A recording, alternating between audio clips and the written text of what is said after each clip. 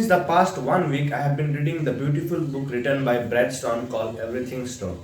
And since I've started reading this book, I just could not stop obsessing over Jeff Bezos and Amazon. And while I was reading this book, I came to a realization that so many people around us are so much fascinated by the Jeff Bezos and his net worth and how he makes and spend his billions, thanks to the billion-dollar pages that have been popping up lately. But on the other hand, none of us are deeply concerned about this habit that turned Jeff Bezos into the business icon that he is today. Or we are never curious about what are the books he reads, or where does he get the brilliant ideas because of which he is able to establish his company as a monopoly in more than 13 sectors. Which is why in this video today we're gonna do deep dive into some of the amazing practices of Jeff Bezos himself, and these are the practices that you can start practicing from tomorrow itself, and hopefully it will bring in some remarkable transformation in the way you think. And with this, so let's get started. I am Abhishek Chetri, and I will provide you the sacred business lesson from Amazon's Jeff Bezos. First habit that we are talking about is his mindset of work ethic. Now, people on an average corporate employees work for 45 hours a week, that is about 9 hours a day. But Jeff Bezos, the CEO of a trillion-dollar company, works only for 8 hours a day. Now, the question is, in this fast-paced world of hustle and bustle, how does the CEO of a trillion-dollar company manage to work only for 8 hours a day? That is because he functions with something called manager's mindset. Now, people typically, if you look at it, there are two ways in which we function while we approach any particular project. The first mindset is the worker's mindset, and the second mindset is the manager's mindset. Now, you see, the worker's mindset is what when you measure the success of your work solely on the basis of the time and effort that you put in. For example, if you end up working 12 hours a day on a particular project, you would consider the day would be successful. It's called the worker's mindset. During the Industrial Revolution, the value of worker was solely measured on the basis of the time that he could put in and the effort that he could put in.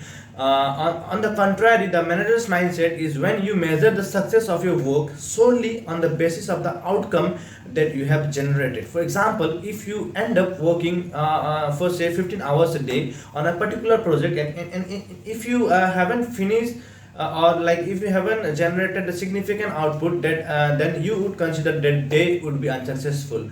On the other hand, if you work 3 hours a day and you are able to bring out the desired output, then the day would be successful for you.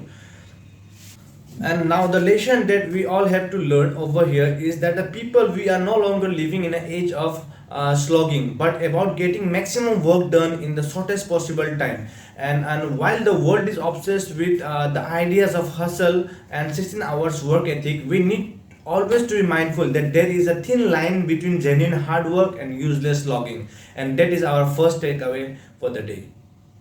With that, we move on to the second practice, that is the importance of decision making. Now, people at the David Robinson show, Jeff Bezos stated that as a senior executive, your job is not just to make thousands of decisions, but to make a small number of great decisions which will impact the future of your company. And he said that at no given point of time should you ever compromise on the quality of the decision just because you are tired or you are crouching. Now, the reason why I say this is absolutely important, in spite of this being hammered off all of us hundred of times by multiple sources, uh, because we still take a decision making for granted. The magnitude of repercussion that could be caused because of a low quality decision. So always remember, people, as a leader, your job is not just to work hard but to think well, so that the entire hard work of your team is channelized in the right direction and produces the desired output without actually backfire. With that, we move on to third practice, that is about scheduling the day.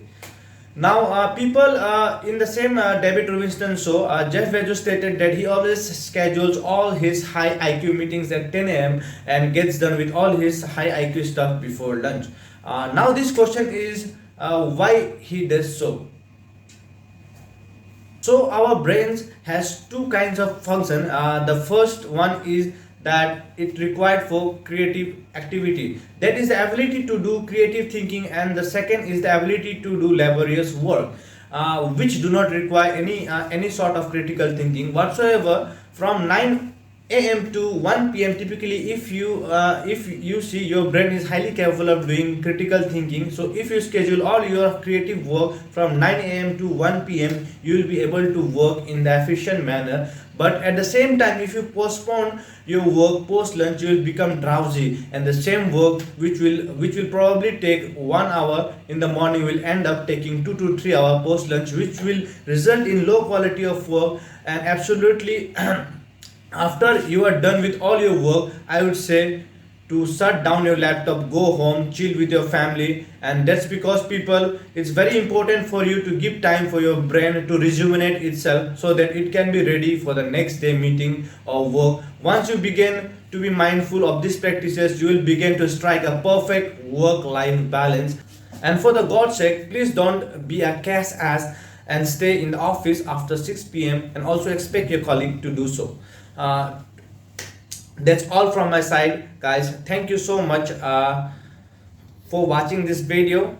I just hope you found immense value in the practices that I have told you of Jeff Bezos. Please try and apply these practices to your life, because that's when you will begin to extract the true value of the content. If you are new over here, please do practice and see the remarkable change in your life.